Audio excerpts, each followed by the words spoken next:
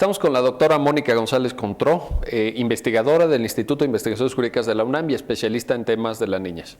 Doctora, México es parte signatario de la Convención de Naciones Unidas sobre los Derechos de los Niños, que después de unos años de haber firmado y ratificado esta convención, ¿qué valoración haría usted sobre la puesta en marcha de la misma, sobre la implementación que se ha llevado a cabo en México? Pues México ratificó y a partir de ese momento ya es un instrumento jurídico, ya son leyes obligatorias la Convención en 1990, con lo que tenemos pues más de 20 años de que este tratado entró en vigor en nuestro país. El proceso en el que México entró a partir de ese momento y que pues ha tenido como objeto el adecuar todo el marco jurídico interno a la Convención, pues ha sido lento, como pues muchas de las adecuaciones a los tratados internacionales en materia de derechos humanos, pero podemos señalar como los hechos más relevantes la reforma al artículo 4 constitucional, que fue publicada en 2000 y que por primera vez incorpora el término niñas y niños en nuestra Constitución y establece una serie de derechos para niñas y niños. A partir de esta reforma al artículo 4 se expidieron las leyes de protección, la Ley Federal para la Protección de los Derechos de Niñas, Niños y Adolescentes, y durante 10 años los estados han estado sacando también y publicando sus propias leyes.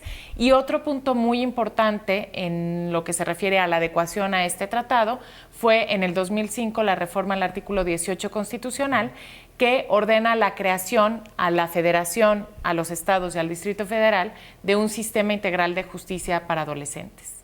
Ese punto ha sido objeto de un intenso debate. La transformación de un régimen que algunos calificaban como tutelar a un régimen con más robustas garantías y derechos, según han señalado algunos analistas.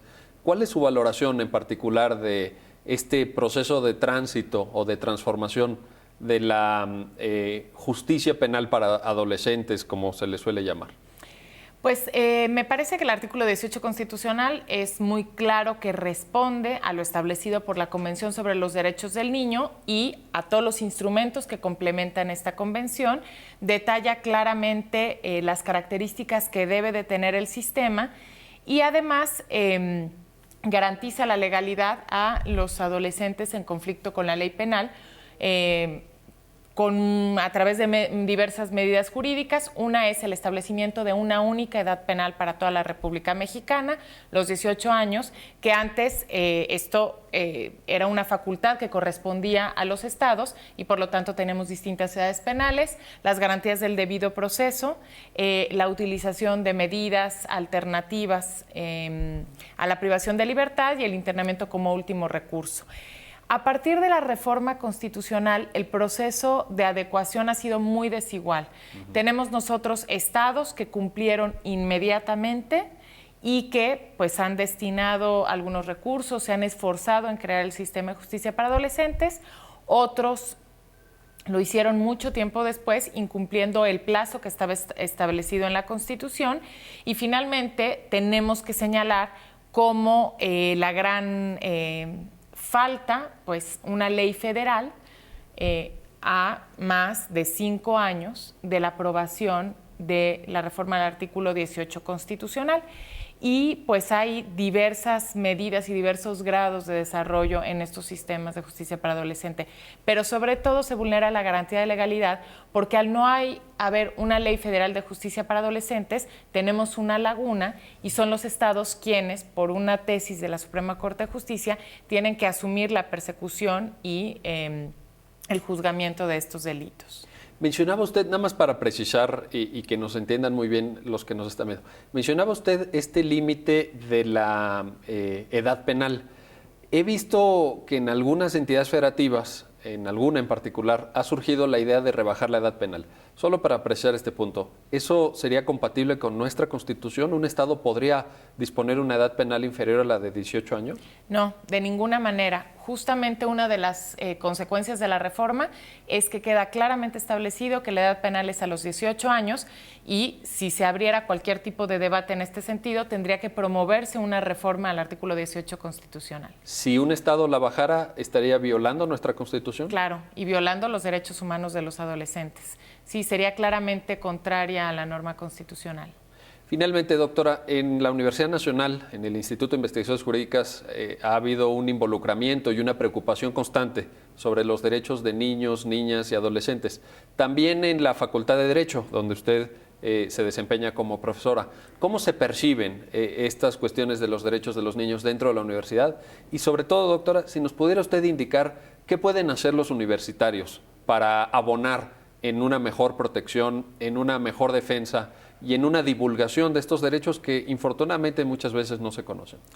Creo que efectivamente a nivel de la universidad, nuestro rector también ha mostrado una gran preocupación acerca de las oportunidades para los jóvenes en particular. Y creo que lo que podríamos hacer como universitarios es, en primer lugar, bueno, trabajar en la capacitación y en la difusión de estos derechos, porque desafortunadamente, pues, en el catálogo de derechos humanos, pues, este grupo generalmente es el que, generalmente queda a la saga.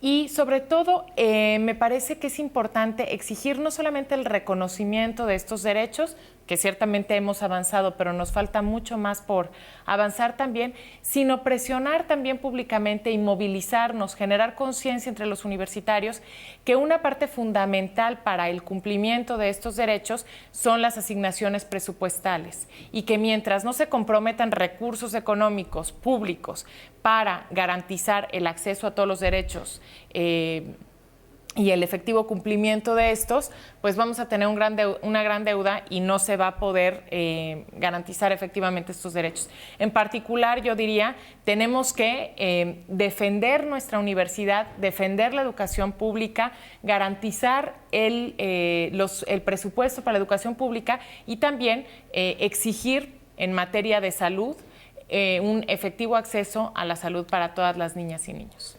Bueno, pues tenemos un reto sin duda inmenso y estoy cierto que los universitarios de México, de la UNAM y de muchas universidades más estarán contribuyendo decididamente a esta defensa de los derechos de los niños. Muchísimas gracias por sus palabras y por su tiempo. Al contrario, gracias a ustedes.